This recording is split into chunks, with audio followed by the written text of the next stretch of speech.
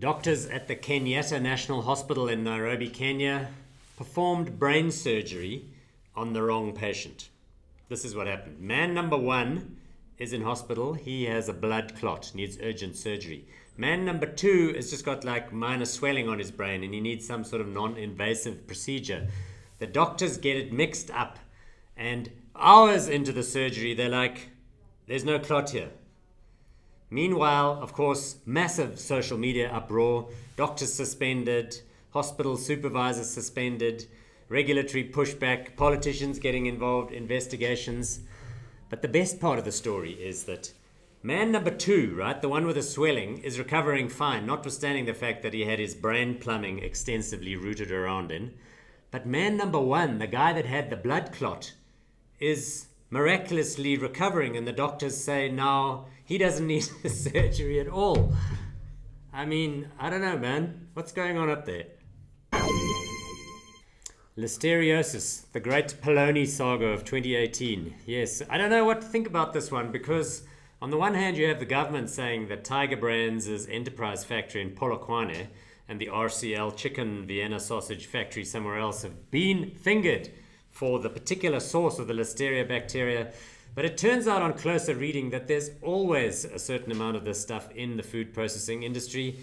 And it was just debatable as to whether the levels were higher or not than is what is really announced or allowed. It's like the Tour de France, you know, with pro cyclists. You can have a shit ton of testosterone in your blood, but it's just not allowed to exceed the required level for competitive sport. Meanwhile, 180 people are dead, legal liability concerns are rising, and meanwhile back in the States, the jokes about the Polony, you can't believe they're raging on social media. And that's the thing. The demand for the product is so intense. It's a national staple. People want their quarterback with the yellow achar and the pink Polony. Demand insatiable. Donald Trump's in the news again. Big surprise there. Now, I'm not talking about his girlfriend, the porn star Stormy Daniels. I'm talking about his trade war. Yes, the trade war, where he wants to use some arcane laws that come from a national security section of their acts to implement trade tariffs, big ones, on imported steel and aluminium.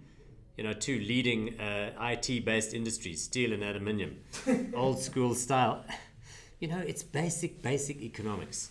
You know, the old mercantilist way of doing things in the 18th century has been replaced by a recognition of world nations that there's free trade going on. There's open movement of goods and services and capital. That way everybody wins. It's basic stuff, people. This is not complex economics. And yet Trump has somehow reduced it to us versus them jingoistic, nationalistic instinct, impulse. Very bad, very bad. In any event, reactions coming from the EU and China. We'll have to see how it goes. I don't know. My own personal view is that this is all posturing. This is all some kind of weird poker trick that Trump is pulling. You know, he's like the hostage situation suicide negotiator guy who's been called in to save somebody on the balcony. And instead of talking the man down, he thinks, you know what? I've got a clever strategy. I'm going to shout, jump, jump, jump, and see what happens. So Facebook tweaked their algorithm. You know the story about how they decided they didn't want people having passive consumption of fake news and stuff. You must have more information about you, your friends, your family, make it more personal, etc., etc., etc. In any event, this is so far so good. I mean, it sounds about right, and it hasn't had a bad impact on the product. Advertisers have been paying up. But with all things that change, there is sometimes a cost. Web content creators who had businesses, the purpose of which was to manufacture Facebook-friendly content, which got passed around, have been hit hard. For example, a company called Little Things, which started out as a woman's friendly information site. They started making videos, home DIY, personal organization, beauty tips, pet advice, that kind of thing.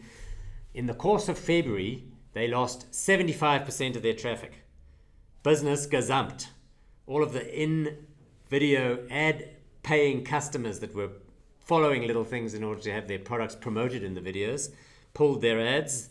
The business is basically gone, done, finished, klar, carried out, bankrupt, shut down in the course of a couple of weeks.